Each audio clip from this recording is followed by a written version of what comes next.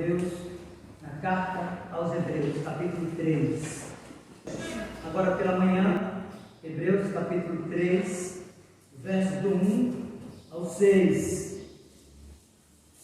Acompanhe comigo. Que nos diz a palavra de Deus. Hebreus 3, 1 ao 6. Por isso, santos irmãos, que participais da vocação celestial, considerai atentamente o apóstolo e sumo sacerdote da nossa confissão, Jesus, o qual é fiel àquele que o constituiu, como também o era Moisés em toda a casa de Deus. Jesus, todavia, tem sido considerado digno de tanto maior glória do que Moisés, quanto maior honra do que a casa tem aquele que a estabeleceu, pois toda casa é estabelecida por alguém, mas aquele que estabeleceu todas as coisas é Deus. E Moisés era fiel em toda a casa de Deus, como servo, para testemunho das coisas que haviam de ser anunciadas. Cristo, porém, como filho, em sua casa, a qual somos nós, se guardarmos firme até o fim a ousadia e a exultação da esperança. Vamos orar mais uma vez, buscando a Deus a graça dele, na disposição da sua palavra. Feche seus olhos por sua frente. Vamos orar ao Senhor. Meu Senhor, em nome de Jesus, teu Filho bendito e amado, ele que é profeta por excelência, que inspirou homens no passado, para que através deles conhecêssemos a tua vontade pela revelação especial do Antigo Testamento. Ele que inspirou homens também para o registro da Escritura no Novo Testamento, completando assim o cânon, que é a nossa única regra infalível de fé e de prática, e que hoje, como profeta, continua falando pelas Escrituras e tão somente por elas. Nós te suplicamos, meu Senhor, que por amor de Cristo, o nosso mediador e redentor, instrua-nos nesta manhã, na primeira parte desse sermão, desta mensagem, meu Senhor, nesta carta tão rica, tão bela, tão sublime, que fala da pessoa do nosso Redentor. Ajude-nos a compreendê-la, meu Senhor, e a vivê-la intensamente, de tal forma que a nossa vida seja um modelo de Cristo, daquilo que Ele é para nós, daquilo que Ele pode ser para aqueles que ainda não o conhecem e que vivem na cegueira espiritual. Que por Tua graça e pelo poder do Espírito, meu Senhor, o Senhor edifique essa igreja, fortalecendo a peregrinação do Teu povo rumo a Jerusalém celestial, nesses dias tão difíceis, mas que de forma especial o Senhor visite aquelas pessoas nesse santuário e que também nos acompanhem pelas mídias sociais, a fim de que se curvem diante da grandeza de Cristo e, arrependidos dos seus pecados, o confessem como Salvador e Senhor. Que em tudo Jesus, nosso Supremo Pastor, seja exaltado e glorificado. Em nome dele nós oramos. Amém. Meus queridos irmãos e amigos, os perigos que os crentes expostos na peregrinação são de fato revelados com grande visibilidade na caminhada do povo hebreu quando da saída em direção à terra da promessa. Aquela caminhada que deveria ser curta, mas que foi estendida pela própria desobediência do povo. É possível perceber que a incredulidade e desobediência deste povo os conduziu a experiências amargas, dolorosas e produtos da própria murmuração, da idolatria, da desobediência e ausência da adequação da vida e valores ao ensino da santa e bendita lei de Deus. Meus queridos irmãos, a carta aos Hebreus não tem um autor definido. ainda que o conhecimento profundo que o autor tinha do Antigo Testamento aponte para a autoria do apóstolo Paulo, nós podemos perceber que não há absolutamente nada que possa provar que foi Paulo que produziu esse escrito. Se você avaliar direitinho, você que é perito, leitor da Escritura, você perceberá, por exemplo, que o método de ensino, bem como o estilo de produção literária do apóstolo Paulo, é bem diferente daquilo que o autor dessa carta produz aqui. Nós percebemos que os destinatários desta carta eram cristãos judeus naquilo que nós definimos e conhecemos como a diáspora, ou seja, eles viviam naquele período da produção literária fora da Palestina. Percebemos também que eles falavam grego e tinham a tradução da Septuaginta no Antigo Testamento como fundamento para interpretar o que estavam recebendo como orientação espiritual de forma bem específica e especial acerca do nosso Senhor Jesus Cristo. O autor aqui vai tratar de forma exaustiva, meus queridos irmãos e amigos, o sacerdócio do nosso Senhor Jesus Cristo e o apresenta como um Senhor, melhor do que todos os mediadores passados.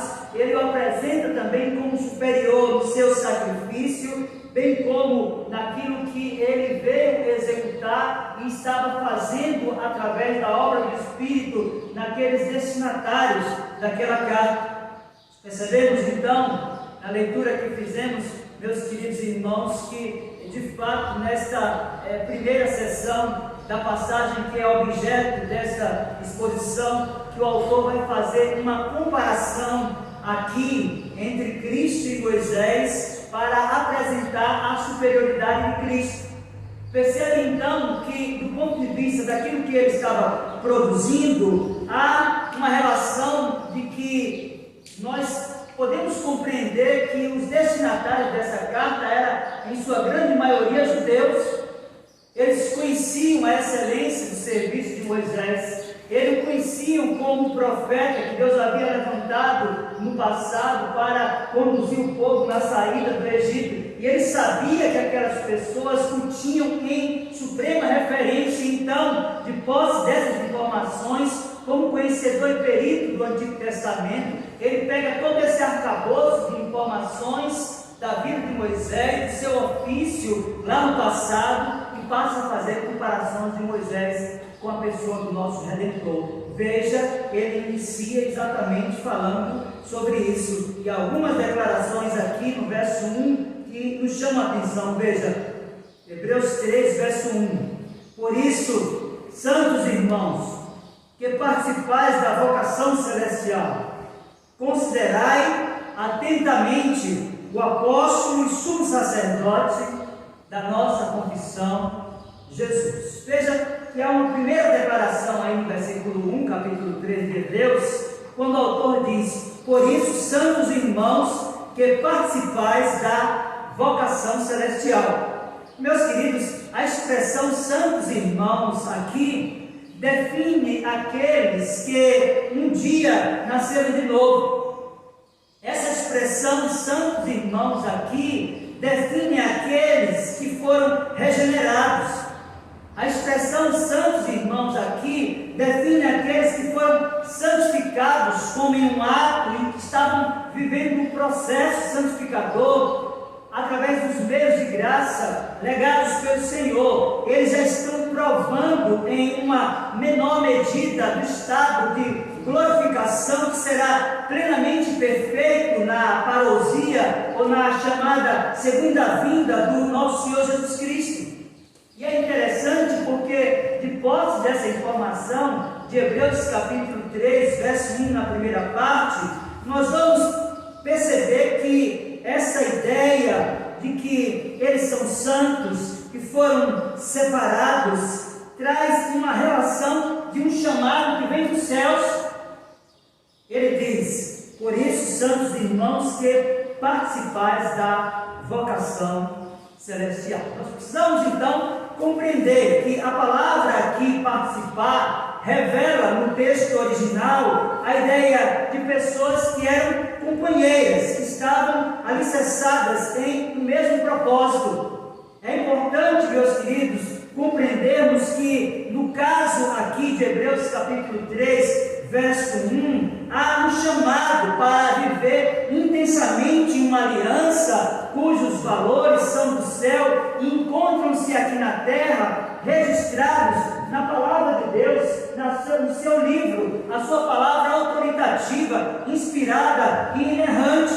É importante ainda percebermos que esta participação na vocação celestial exige ou reclama daqueles que foram chamados das trevas para a luz, daqueles que foram transportados de um mundo vil para a gloriosa presença de Cristo, uma confissão em comum de que estavam mortos nos seus delitos e pecados e que haviam sido ressuscitados por meio da ressurreição do Senhor Jesus Cristo, e agora, como aqueles do passado, estavam em franca peregrinação, caminhando agora não para um espaço geográfico, mas para a Jerusalém celestial. Percebe então, meus queridos irmãos, que há de fato aqui uma relação estreita nessa comparação entre a figura de Moisés, aquele que resgatou as pessoas, o povo de Deus, da condição de escravos, e a pessoa de Jesus Cristo, nosso bendito Salvador, que também vocacionou e chamou eficazmente alguns das trevas, da escravidão do Egito, para agora caminharem rumo a Jerusalém celestial. É assim então que na parte B do capítulo 3, verso 1 e também no versículo 2, o autor continua dizendo assim, veja, Hebreus 3, verso 1, parte B, e o verso 2, veja na sua Bíblia aí, diz assim: considerai atentamente o apóstolo e sumo sacerdote da nossa confissão, Jesus, o qual é fiel àquele que o constituiu, como também o era Moisés em toda a casa de Deus. Meus queridos, há algumas afirmações aqui que nos interessam compreender, sobretudo para que a nossa relação de contextualização com a mensagem seja mais fiel. É importante pensarmos que as palavras considerar atentamente aqui exigem dos leitores um olhar atento. A ideia aqui é de estar constantemente focado, prestando atenção, com os olhos voltados para aquilo que é definido aqui como um paradigma, um modelo a ser seguido. E o que é interessante é que ele está transportando o olhar daqueles judeus que estava fito na pessoa de Moisés, agora sinalizando para a pessoa de Jesus. Ele apresenta o nome do Senhor Jesus aqui na parte final do versículo de número 1, associando a um título que é comumente utilizado a alguém enviado com uma missão. A ideia aqui de apóstolo é objetivamente esta. Contudo, meus irmãos e amigos, a ideia aqui não se limita apenas à ideia de um apóstolo como alguém enviado, mas é definido aqui o apóstolo como um embaixador, alguém cuja missão é legitimada por quem o envia, que o credencia a falar, não a partir de si mesmo, mas de outro. Perceba então que a missão do Filho, a missão da pessoa de Jesus Cristo é proclamar a palavra de Deus, as boas novas da salvação. Ele de fato é o profeta por excelência, ele de fato é aquele que redime o seu povo do cativeiro, ele de fato é aquele que tem o poder de ressuscitar mortos, ainda que física ou espiritualmente.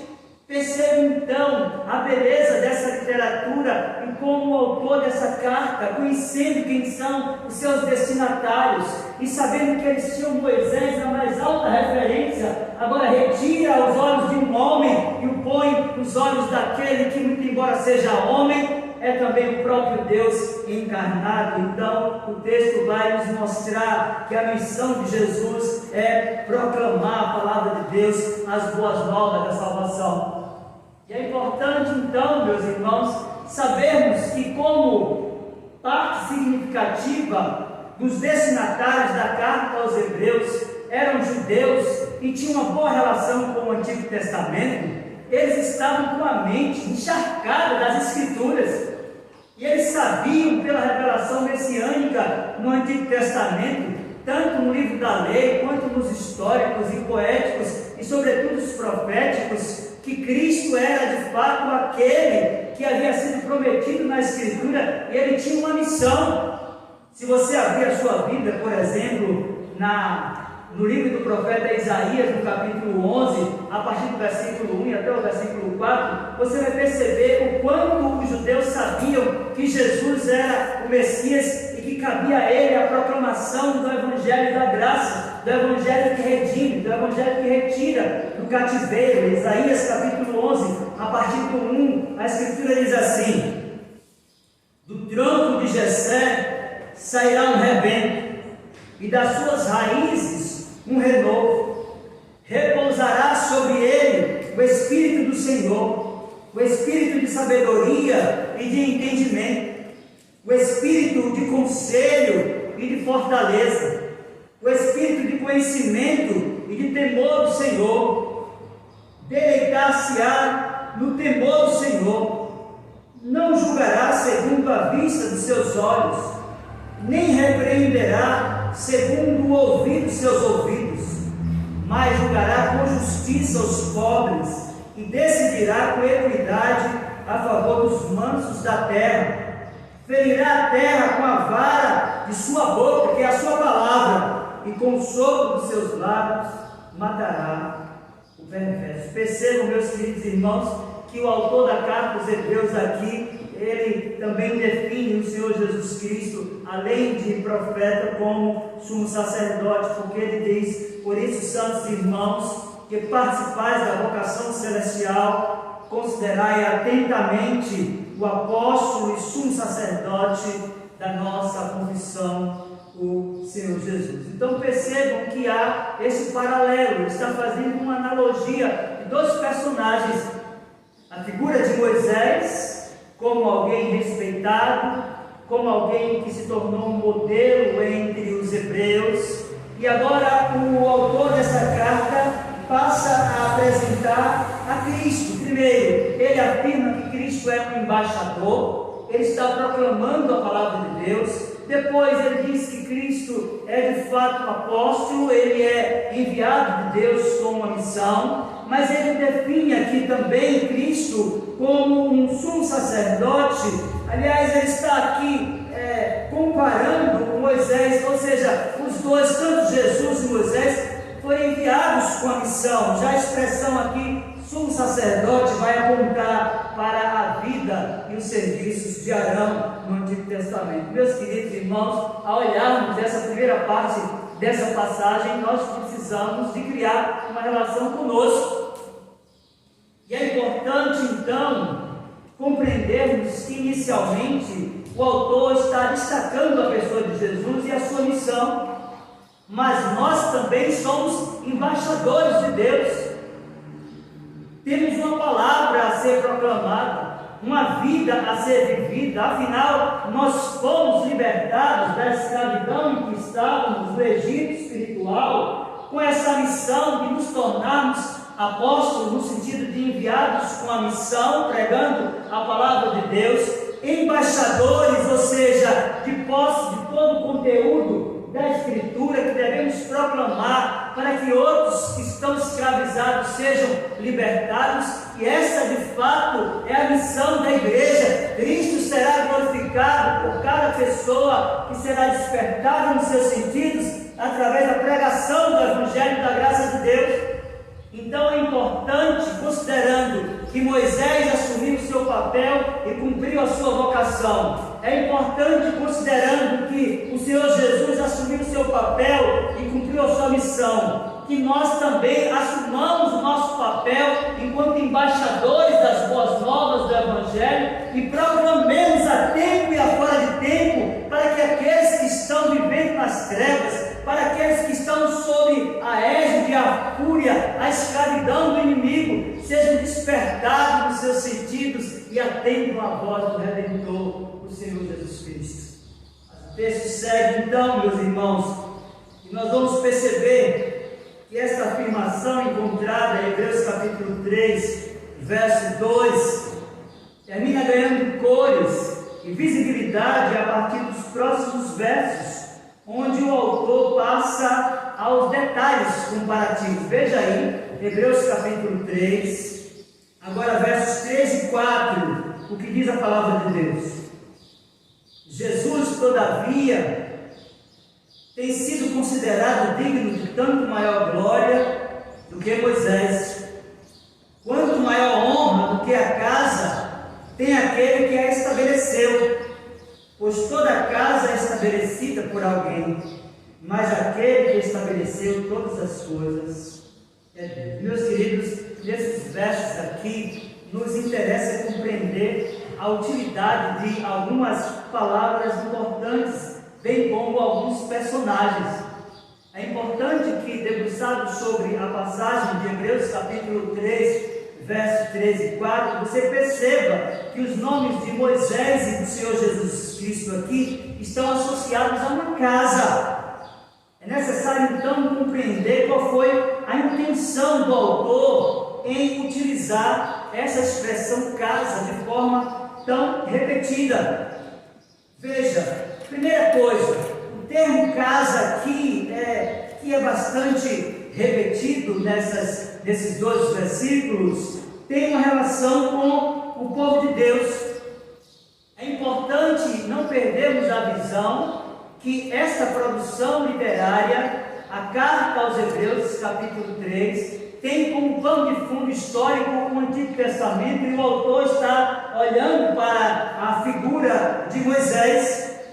Então, levando em consideração que Moisés ministrou a Israel, o povo de Deus, sob a antiga aliança, nós devemos nos lembrar que Cristo ministra a sua igreja, o povo de Deus, sob aquilo que nós consideramos, definimos como a nova aliança. Meus irmãos, é possível encontrar uma interpretação aqui para esta passagem, ou esse uso duplo do termo nessa experiência aqui do passado, naquilo que está registrado lá no livro da história dos Hebreus, em segundo livro do profeta Samuel, capítulo 7, versos 1 até o 17. Porque lá também nós percebemos a utilização da expressão casa ao templo.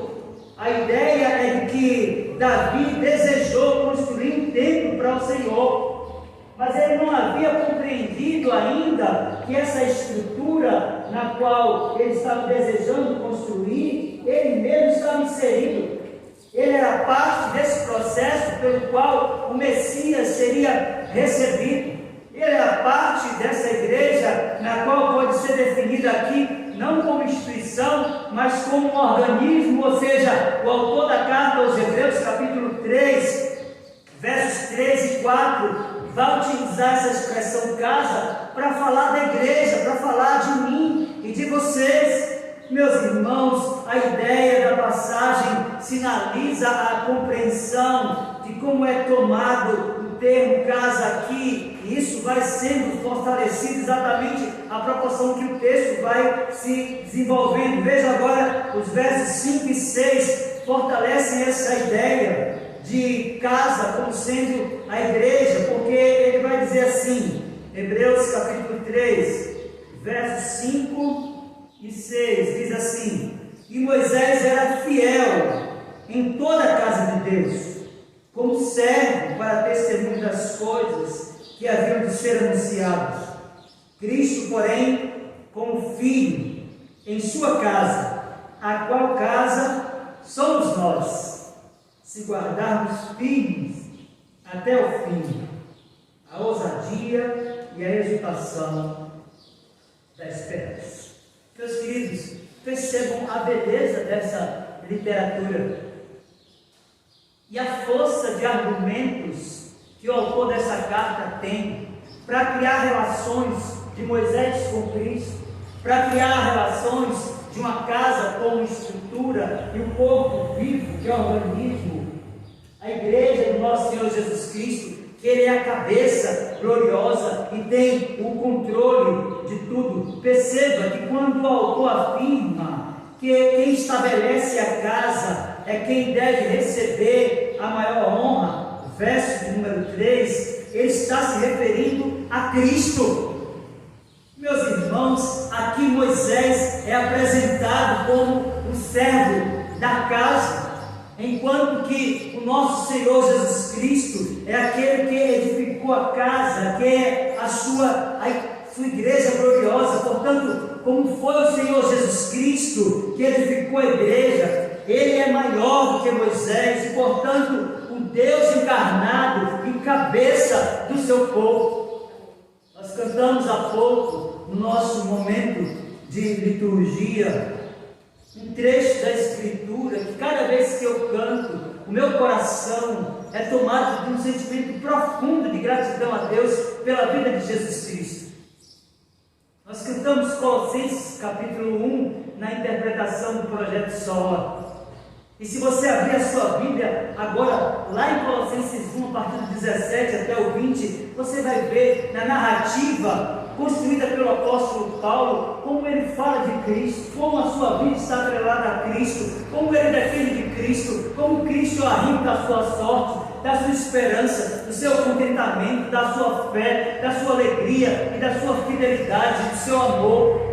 Meus irmãos, Paulo escreve aos Colossenses capítulo 1, a partir do 17 e até o 20, e diz: ele é antes de todas as coisas, nele tudo subsiste, ele é a cabeça do corpo, da igreja, é o princípio, o primogênito de entre os mortos, para em todas as coisas ter a primazia, porque aprove a Deus que nele residisse toda a plenitude, e que, havendo feito a paz pelo sangue da sua cruz, por meio dele reconciliasse consigo mesmo todas as coisas, quer sobre a terra, quer nos céus. Meus queridos, percebam que a analogia utilizada pelo autor da carta é perfeita, e ela estabelece e executa um projeto para uma casa que é muito maior do que uma estrutura física. Daí essa declaração de que aquele que faz o projeto de uma casa, ele é maior do que a própria casa. Quando nós pensamos um pouco sobre a beleza arquitetônica de uma estrutura construída, seja uma igreja ou qualquer um outro prédio, geralmente as pessoas sábias, ao vislumbrarem a beleza arquitetônica de um prédio, pensam logo em quem foi o arquiteto. As pessoas olham, mas nossa, que prédio tão bonito! Nós olhamos para o prédio dessa igreja, eu particularmente considero o prédio mais bonito da cidade de Campo Formoso, o prédio da Igreja Presbiteriana de Campo Formoso. Não há arquitetura tão bela, tão exuberante quanto essa estrutura que foi construída aqui no século passado. E quando nós pensamos nessa beleza, nós sempre lembramos de um homem. Esse homem foi o reverendo Eudaldo da Silva Lima, que projetou tudo isso, que doou a sua vida aqui durante um espaço do seu tempo de ministério, para que esse templo confortável pudesse abrigar tantas pessoas, e tantas pessoas têm sido marcadas por terem passado por aqui. Meus irmãos, o autor da carta aos Hebreus, ele está por meio de uma comparação, afirmando que Deus é o arquiteto, mas o Senhor Jesus Cristo, ele é o construtor da casa. Moisés, cuja importância é destacada aqui nessa passagem, ele é definido como um servo na casa de Deus. Meus irmãos, a beleza da igreja não reside apenas nessa estrutura, a beleza da igreja reside nos meus valores, nos seus valores. É isso aqui que o autor da carta aos Hebreus está falando, sobretudo porque eles não tinham tempo para congregar. A beleza da igreja não está na sua instituição, mas no organismo vivo, do qual Cristo é a cabeça e tudo faz para a sua própria glória. É importante, então, meus queridos irmãos, não diminuirmos o papel de Moisés. É É importante lembrarmos que Moisés foi alguém importante. O autor da carta dos Hebreus reconhece isso. Ele sabe do valor, da importância, do ofício, da devoção de Moisés, servo de Deus. Ele não está diminuindo, ele só está colocando Moisés no seu lugar. É Cristo que tem que ser adorado, é Cristo que tem que ser glorificado, é Cristo que deve ser objeto da nossa esperança, do nosso contentamento, da nossa fidelidade. Moisés foi de fato um homem privilegiado. No livro da lei, lá em Êxodo capítulo 33, verso 11, nos mostra que Moisés viu o Senhor face a face. Então, o autor dessa carta não está diminuindo o papel de Moisés, e nós precisamos assumir o nosso. Contudo, ele está enobrecendo a figura do nosso Redentor. Para ele, o Senhor Jesus é inigualável. Para ele, o Senhor Jesus está elevado a uma condição de um homem que, muito embora tenha assumido a nossa natureza sem pecado, ele sempre carregou, como eterno Filho de Deus, a sua natureza divina. Contudo, meus irmãos, o autor da carta dos Hebreus não diminui quem de fato Moisés foi, mas continua enobrecendo, enaltecendo, botando em um alto lugar a pessoa do Senhor Jesus Cristo, como nos ensinaram os nossos pais, no registro da nossa confessionalidade, lá no capítulo 2 da Confissão de Fé, seção primeira, quando os puritanos foram definir a pessoa de Deus, e nós cremos na divindade de Cristo, eles disseram assim: que Ele é infinito em seu ser e perfeições, Ele é imutável, Cristo é imenso, Cristo é eterno, Cristo é incompreensível, é onipotente, onisciente, Ele é santíssimo, Ele é completamente livre e absoluto, fazendo tudo para a sua própria glória e segundo o conselho da sua própria vontade, que é reta e imutável. Eles disseram ainda que Cristo é cheio de amor. Eles afirmaram que Cristo é gracioso, que Ele é misericordioso, que Ele é longânimo, que Ele é muito bondoso e verdadeiro remunerador dos que o buscam, e contudo justíssimo e terrível em seus juízos, pois odeia todo pecado e de modo algum terá por inocente o culpado. Meus queridos, acerca dessa verdade nós já cantamos aqui, e vamos ler outra porção da Escritura. Paulo escreve aos Colossenses capítulo 1, a partir do 15 e 20, falando do Senhor Jesus. Ele diz: este é a imagem do Deus invisível, Ele é o primogênito de toda a criação, pois nele, em Jesus Cristo, foram criadas todas as coisas, nos céus e sobre a terra, as visíveis e as invisíveis, sejam tronos, sejam soberanias, sejam principados, quer potestades, tudo foi criado por meio dele e para ele. A Escritura ainda diz que ele é antes de todas as coisas, nele tudo subsiste, ele é a cabeça do corpo, da igreja, ele é o princípio, o primogênito de entre os mortos, para em todas as coisas ter a primazia, porque aprove a Deus que nele residisse toda a plenitude, e que, havendo feito a paz pelo sangue da sua cruz, por meio dele reconciliasse mesmo todas as coisas, quer sobre a terra, quer nos céus. Meus queridos irmãos, de fato, a beleza desta literatura, Hebreus capítulo 3, verso do 1 até o 6, não está limitada, resumida a apenas aquilo que o autor está tratando acerca de ofício ou de escrituras. Ele está apresentando Cristo, a razão da sua vida, ele está apresentando a Cristo, a razão da sua esperança, ele está apresentando a Cristo, a razão do seu contentamento, ele está apresentando a Cristo, a razão da sua fidelidade, e de fato ele o considera como cabeça de todo o corpo. No capítulo 3 de Hebreus, verso 6, ele diz: Cristo, porém, como filho em sua casa, a qual somos nós, se guardarmos firmes até o fim, a ousadia e a exultação da esperança. Meus queridos, o autor da carta aos Hebreus apresenta Cristo como o supremo pastor do Salmo de número 23.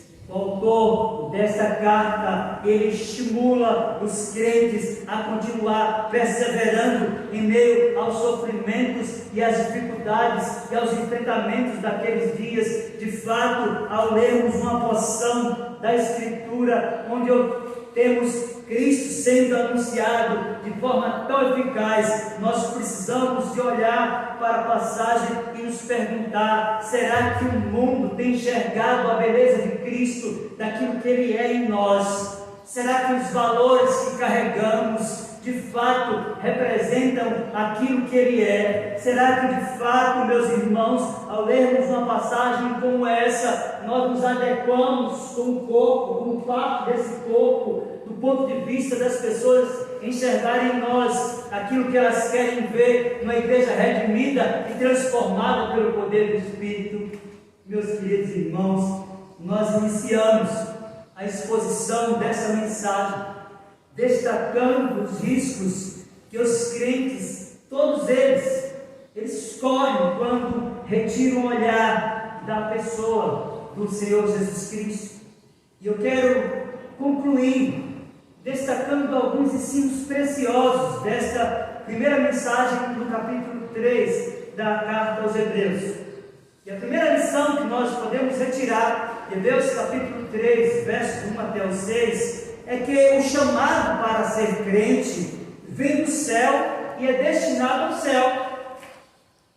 É importante, de posse desta passagem, percebermos que isso vai nos levar à compreensão que a salvação é de Deus e Ele dá a quem quer. Isso sinaliza que nós cremos na doutrina da eleição incondicional. É isso que nós encontramos aqui em Hebreus capítulo 3, verso de número 1. Meus irmãos, mas não somente isso, é importante compreendermos, em segundo lugar, que a confiança de um autêntico cristão, de alguém que foi redimido, de alguém que foi transformado, de alguém que nasceu de novo, de alguém que arrependeu-se de seus pecados, não pode estar estribada no homem, ainda que seja alguém como Moisés, de vida e caráter irretocáveis. É isso que o autor da carta aos Hebreus está fazendo aqui, nessa comparação. Ele está revelando que, muito embora Moisés fosse uma pessoa íntegra, como de fato deveria ser, que muito embora ele tenha cumprido o seu ofício, somente Jesus Cristo deve ser o objeto da nossa adoração. Por isso, meus queridos irmãos, é necessário nós honrarmos aos homens íntegros e retos que servem integridade de vida ao Senhor, mas nós só devemos prestar adoração e prostração à pessoa do Senhor Jesus Cristo. É necessário, meus irmãos, lembrar que o Senhor Jesus, Ele não divide a sua glória com ninguém. Se você voltar a sua Bíblia, lá em Isaías, capítulo 42, versos do 6 até o 8, você vai perceber isso. Eu, o Senhor, te chamei em justiça, tomar-te-ei pela mão, e te guardarei, e te farei mediador da aliança com o povo e luz para os gentios, para abrir os olhos aos cegos, para tirares da prisão o cativo e do cárcere os que jazem em trevas. Eu, Senhor, este é o meu nome, eu sou o Senhor, este é o meu nome. A minha glória, pois, não darei a outrem, nem a minha honra à imagem de escultura. É isso que o autor da carta aos Hebreus está ensinando aqui. Mas por fim, meus irmãos, nós devemos aprender que Cristo é o fundamento da igreja, que é definida aqui nessa passagem, Hebreus capítulo 3, versos 1 até o 6, como a sua casa. Então é importante lembrarmos, já que já falamos, que a beleza desta casa reside no seu arquiteto, e e edificador, o Senhor Jesus Cristo, o Filho unigênito de Deus, a segunda pessoa da Trindade Santíssima, verdadeiro e eterno Deus, da mesma substância, igual, perfeitamente, absolutamente igual ao Pai. Ele é de fato o único mediador entre Deus e os homens. Ele é o profeta, ele é o sacerdote, ele é o rei, ele é o cabeça e salvador da sua igreja, o herdeiro de todas as coisas. Ele é definido como o juiz do mundo. Ele não é apenas maior do que Moisés, mas ele está acima de tudo e de todos,